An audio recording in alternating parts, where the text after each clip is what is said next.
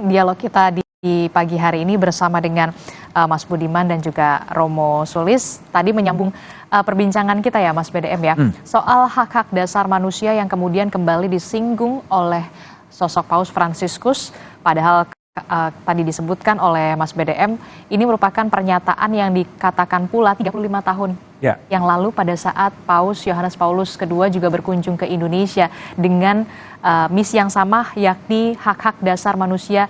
Tampaknya dilihat apakah masih belum terpenuhi atau seperti apa sampai kemudian 35 tahun setelahnya masih terus disinggung. Ya, kalau itu diucapkan kembali, persisnya gini ya, coba supaya tidak salah menangkap ya.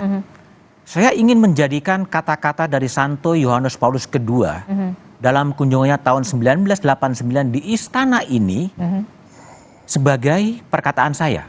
Ya, di antara lain, hal-hal lain beliau berkata, dengan mengakui kehadiran keanekaragaman yang sah, dan menghargai hak-hak manusia dan politik dari semua warga, dan dengan mendorong pertumbuhan persatuan nasional berdasarkan toleransi dan sikap saling menghargai terhadap orang lain. Itu diucapkan oleh Yohanes Paulus II. Nah, kemudian dikatakan lagi, jika terkadang di masa lalu prinsip-prinsip tersebut tidak selalu diterapkan, namun prinsip-prinsip ini tetaplah berlaku dan dipercaya. Ibarat mercusuar yang menyinari jalan yang ditempuh dan yang memperingatkan tentang kesalahan-kesalahan amat berbahaya yang harus dihindari. Artinya pesannya clear. Ya, 35 tahun yang lalu, Santo Yohanes Paulus II di istana mengungkapkan soal itu, dan kemudian dilihat situasinya belum banyak berubah. Dan kemudian Paus kembali mengingatkannya. Inilah yang saya katakan besar tadi.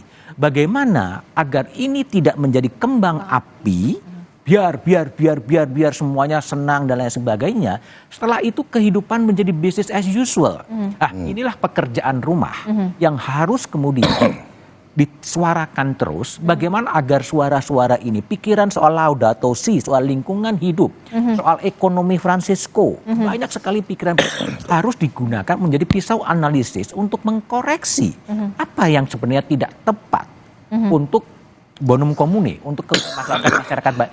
Sebenarnya PR, karena saya khawatir yang menjadi kecemasan setelah beliau pergi ke Port Moresby, ke Dili, ke Singapura, di Indonesia akan business as usual lagi. Ya, inilah yang kemudian harus terus didengungkan, jangan sampai ini hanya sebatas 3 hari ini saja. Iya, dalam praktek-praktek kebijakan, bagaimana pengambilan kebijakan publik itu bisa diatur betul agar tidak ada orang yang termarginalisasi. Ya, soal ketimpangan yang jadi sorotan, bagaimana mau diatasi ini semua gitu loh. Nah, kira-kira tafsir saya sebagai seorang wartawan adalah banyak sekali kunjungan-kunjungan kepala negara, ya setelah itu kemudian selesai. Inilah tugas berat bagi pemerintah untuk setelah Paus ke Port Moresby, ke Dili, ke Singapura, dan kembali ke Vatikan, terus mau apa? Nah, inilah PR gitu. Yang bisa terjadi adalah ribut lagi dalam negeri, apalah sebagainya. Itu yang menjadi pekerjaan rumah agar ini punya makna yang lebih mendalam. Jadi jangan cuma istilahnya kita euforia sejenak 3 hari, setelah itu ya seperti biasa lagi begitu. Perlu ada apa yang selanjutnya harus dilakukan oleh pemerintah, termasuk soal tadi Anda mengatakan soal kebijakan publik yang memang harus pro rakyat ya. Oh iya, itu kan kata kunci dari Paus, mungkin tidak banyak disinggung ya soal ekonomi Fransisco. Bagaimana pandangan-pandangan ekonomi dari Paus Fransiskus yang sangat menolak kapitalisme, bahkan dia menyebutkan ekonomi yang seperti karena ekonomi yang membunuh sebetulnya, yang memberhalakan uang. Nah, itu kan yang tercipta adalah bagaimana kemudian marginalisasi rakyat-rakyat yang marginalisasi. Dan yang kemarin ketika kita diskusi di satu meja, jumlah orang miskin kan pasti besar, 25,2 juta. Bahkan angka gelombang PHK ini juga semakin meningkat dari bulan Januari sampai bulan Juni, dan Provinsi Jakarta menjadi gelombang PHK tertinggi di Indonesia. Iya, itu yang jadi pekerjaan rumah. Kita tidak bisa melihat ini hanya sekedar statistik ya, bahwa angka kemiskinan turun dan lain sebagainya gitu. Tapi ini adalah nyawa manusia, di balik angka itu adalah nyawa manusia. Ada masa depan anak bangsa juga di sana. Itu yang jadi pekerjaan rumah sebetulnya. Yang harus terus mau apa? kalau kondisinya udah seperti sekarang. Nah, inilah butuh koreksi-koreksi. Mumpung nanti akan ada transisi kekuasaan 20 Oktober, bagaimana ekonomi kapitalistik yang sekarang yang kaya makin kaya, yang miskin tetap miskin, itu bisa dikelola menjadi sebuah kebahagiaan bersama gitu loh. Nah, kritik itu yang harusnya juga disampaikan. Oke, baik.